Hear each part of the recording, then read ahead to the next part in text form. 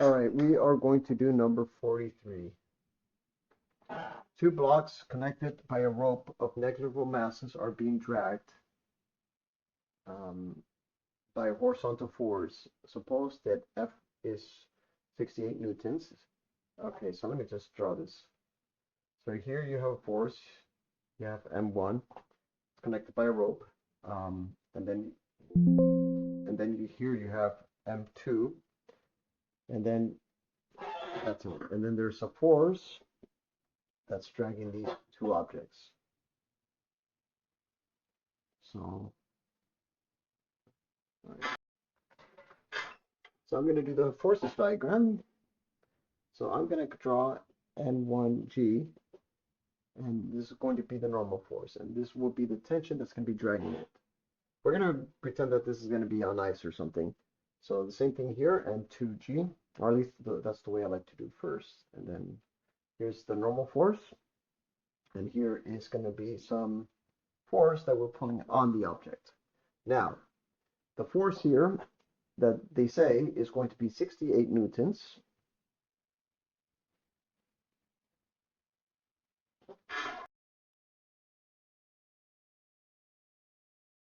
And the coefficient here, the mass of the object 1 is going to be 12 kilograms.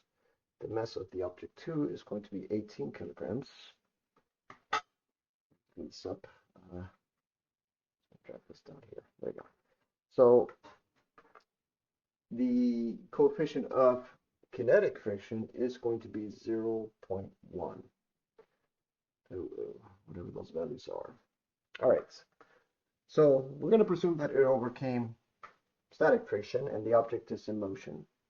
So here you're going to have a force of two forces of friction, and this would be M2G, the coefficient times the normal force of that. This one would be the coefficient times the normal force M1G. So we're going to do the forces diagram. So the forces diagram is, we're going to call this direction positive, F minus the coefficient of kinetic friction, and of course we're going to put the tension in there, did we? Yeah, I meant to put the tension here. There you go. So minus the coefficient of kinetic friction, which is going to be M2G minus T equals M2A of that object. So that's going to be F minus these two components, and that's going to equal MA. This one, we're going to do the same thing, and we're going to see that that's T minus the coefficient times the normal force, M1G. Try this again. Times the normal force, beautiful. And that's going to equal M1A, and that's it. That's really it. And I'm going to be able to verify this. So the acceleration of the object is going to be, I'm just going to add this out, and it's going to be F minus the coefficient times M2G minus the coefficient times M1G over the two masses added together. Hey, look, we're done. So part A, we just did that. We just draw those two body diagrams. For part B, we are going to be solving for the acceleration or the tension or whatever values they give. It doesn't really matter. I'll put part B right here. I'll just put this on the side. So I'm going to rewrite this as the force minus the coefficient factored out and the G factored out, along with the negative, and this would be N1 plus N2 over the N1 plus N2. So I'm going to add those two masses in my calculator. 68 plus 12, let's store that, that's 80 kilograms. Oh my god, well, I was going to fuck that up. 30 kilograms, okay, there you go. 68 is the force. The coefficient of static is 0.1, so I'm going to write that down. So there you go. F minus the coefficient of static times 9.8 times the mass.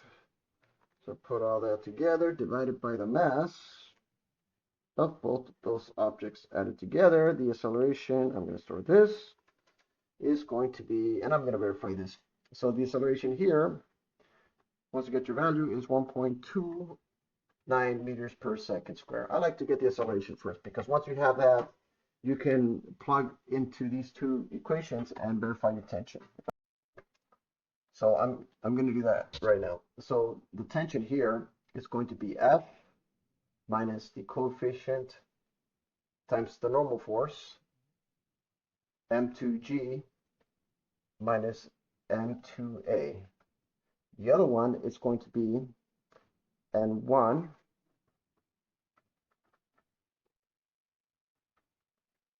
A plus the coefficient times the N1G. Either of these values are the tension force, so the tension is going to equal either of those. What I'm going to do is I'm going to put this in my calculator. Times 0.1 times what's the mass? F2 18